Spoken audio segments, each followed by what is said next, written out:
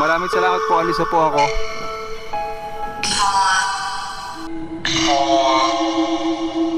Sama? Sama? Shit. Hindi ka pwede pong sumama. Hindi ka pwede pong sumama sa akin. Picture natin. Oh shit. Naka super night to. Hi guys, JL Adventure Ducks. Welcome back to my channel. 10:30 na. Pupuntahan natin yung Manila Film Center. bali mag-ano muna ako, papahangin lang ako ng gulong kasi malambot yung gulong ko sa likod. Saan ba yung hangin ito? Ayun, air and water.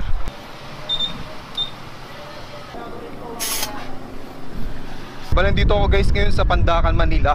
Bali mag-11 na. Siguro pagdating natin doon magto-12 na madaling araw. Alam ko sa may ano lang yun eh, Star City, tapos may paloob doon. Ngayon lang ulit ako napadaan dito sa Pandacan, no. Dito ako lumaki, Pandacan ako eh. Pandakenyo. Sana hindi traffic kasi madalas traffic doon eh. Bali yung Manila Film Center, kung matatandaan nyo or kung nababalitaan nyo, yun yung pinagawa ng panahong Marcos. Project yun ni Imelda Marcos noong 1980. Yun, noong 1981, bali ginawa yun. Tapos alam nyo yung balita na may 100 plus na namatay daw doon kasi gumuho yung scaffolding. Ang daming nalubog doon sa quick dry cement. So yung iba hindi na raw na-recover. Bali kasi quick dry, ganyan. Pati nirarush kasi yung gawa nun.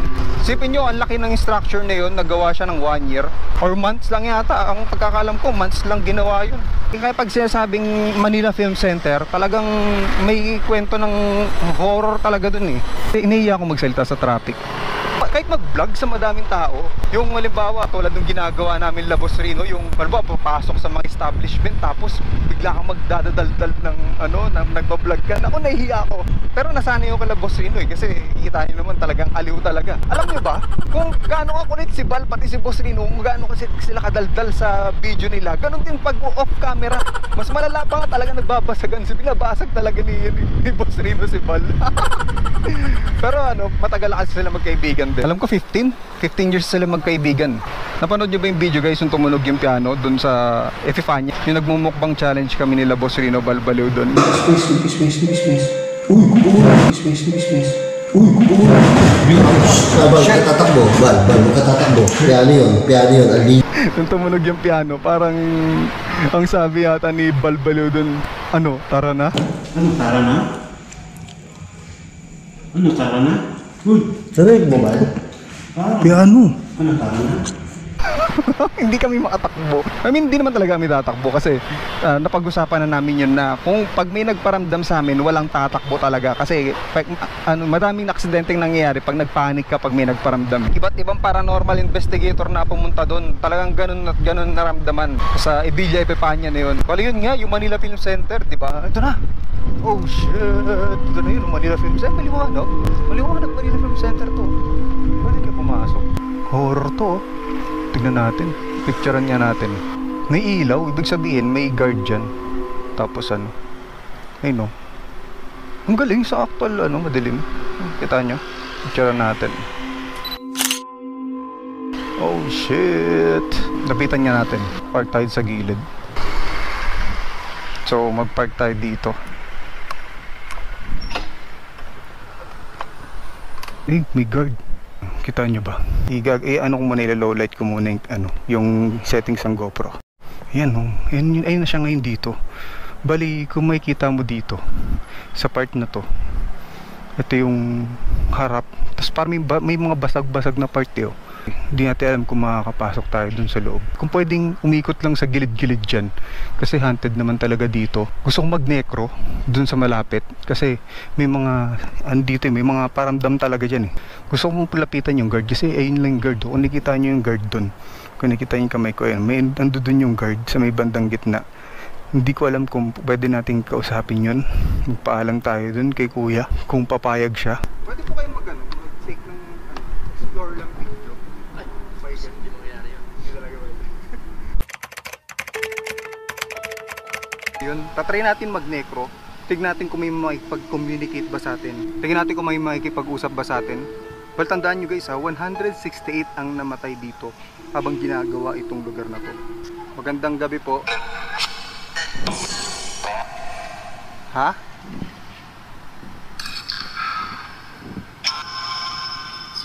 Sabi? Hindi ko maintindihan. Taas? Nandito po ako sa labas ng Manila Film Center. May mga natrap po bang kaluluwa dito?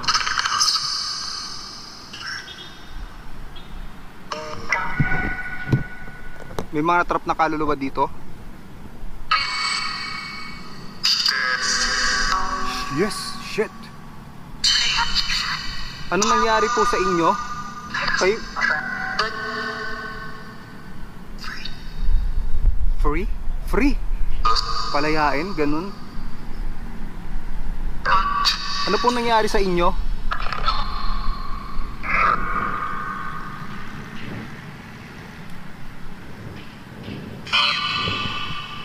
Hindi ko maintindihan. Ano po nangyari sa inyo? May sinasabi sa'yo, hindi ko maintindihan eh. Grabe init. Ano po nangyari sa inyo?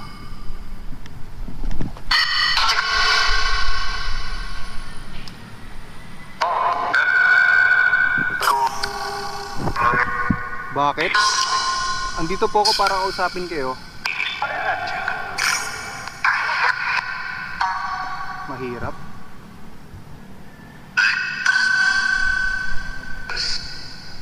May mga natrap po bang kaluluwa dito?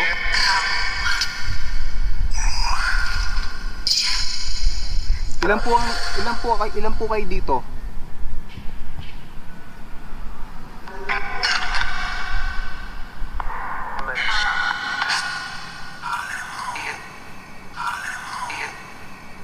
Shit! Parang 6 na po ang narinig ko. 6 na po ba? 6 na po. A168 ang nawalan ng buhay dito.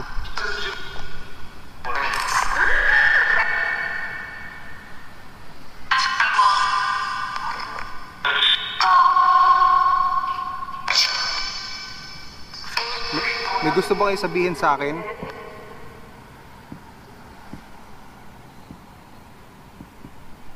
Wala. Nawala. Ang gusto niyo sabihin sa akin?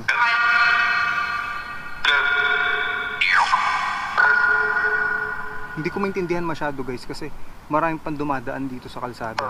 Pero pansin mo, sa mga dati nating video pinapauwi tayo. Uwi, di ba? Ngayon wala. Wala kang narinig na uwi. Labas. Ingat, di ba? May sinasabi sila, hindi ko lang maintindihan kasi maingay yung kalsada.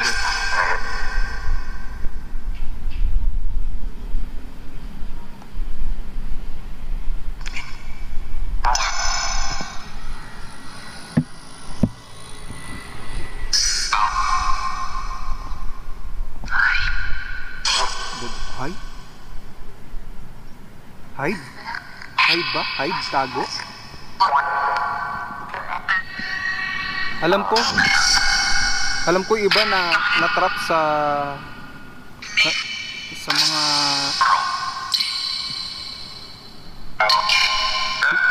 meron ba dito natrap na gumuho sa gumuho dati? Shit, hindi ko maintindihan.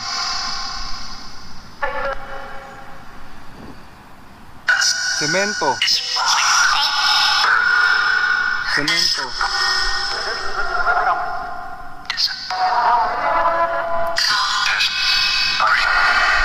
Brief? Hindi ko maintindihan yung iba. Sunod ng salita.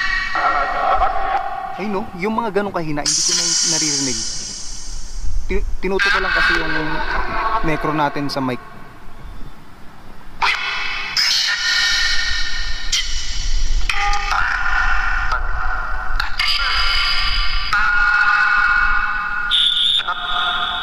Andito pa ba yung 168? Sa 168 meron pang natira ditong natrap na kaluluwa.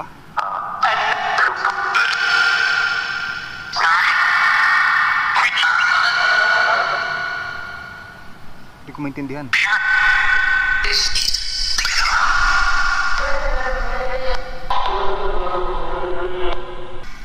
Grabe, creepy.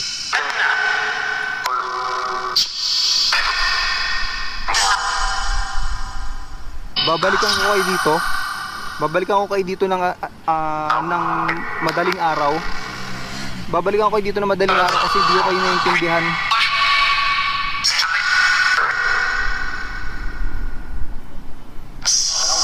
Bago ko umalis, may gusto kayo sabihin sa akin.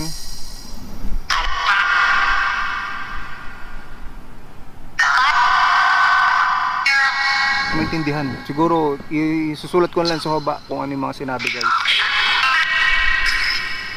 Maraming salamat. Alis na muna ako. Babalikan ko kayo dito. Hindi nagsalita na. Shit. Patayin mo natin to. Hindi na nagsalita. Hindi ko maintindihan kung ano sinasabi na kasi naghahalo eh.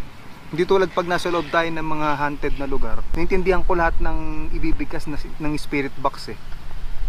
Ito di ko naintindihan. Pero babalikan natin ito ng madaling araw. So mag-goodbye muna pala ako. Baka may sumunod sa akin.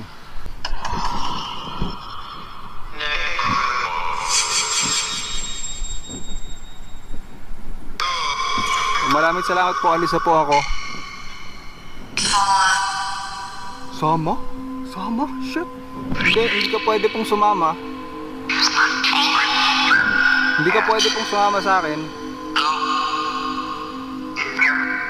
Maraming salamat. Alis na po ako. Walang sasama. Walang sasama sa akin po.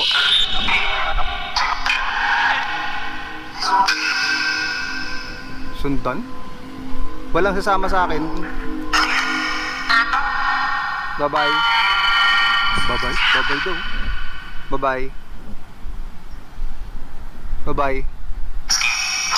Sige, ingat, uwi. Sige, ingat, uwi daw. Pinatay ko na yung necro kasi nagbabay na naman na ako. Pero yung huling binanggit, sige, ingat, uwi.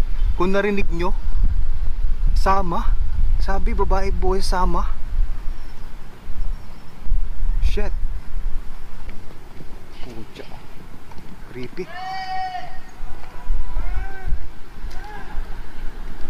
Pupunta ako sa gilid. Titignan ko kung may iba pang way dito sa gilid. Alam ko may gilid pa to eh. Yung madilim na parte dati, ngayon kasi may ilaw na eh. Kasi parang binubuhay nila to. Hindi naman nire-renovate, parang binubuhay nila yung sigla ng nitong Manila Film Center. Ito, may gilid to, alam ko yun. Ito, ay, one way ba to?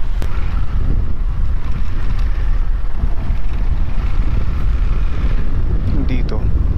Yun, ay, maliwanag na siya. Hindi na siya yung tulad dati na horror na style. Yung dito. Tingnan natin. Ayun, dito horror. Horror. Tingnan natin, ilawan natin. At sa kausap natin kanina, may gusto pang sumama sa akin. Di ba, may gusto pang sumama. Sabi sama daw, hindi nang pwede. Walang sunod sa bahay. Mali ko rin kasi, sinabi ko babalik ako ng madaling araw. So siguro gusto sumama muna sa akin para siguraduhin na babalik ako ng madaling araw. Huwag naman ganun. Kukuha na ko ng picture para may malinaw. Kasi hindi malinaw yan eh pag sa video eh. Hindi pa tayo nakapang low light na action kami. Ito pang naka super night to. So isingit ko na lang yan sa video para makita nyo dyan, guys. Pero syempre mag-selfie tayo. Dapat may selfie tayo. Oh, ang creepy. Creepy. Oh, minahagip tayo. Wala naman. Ay, picture na para natin to dito. Ayun, pwede tayo minturo sa gilid.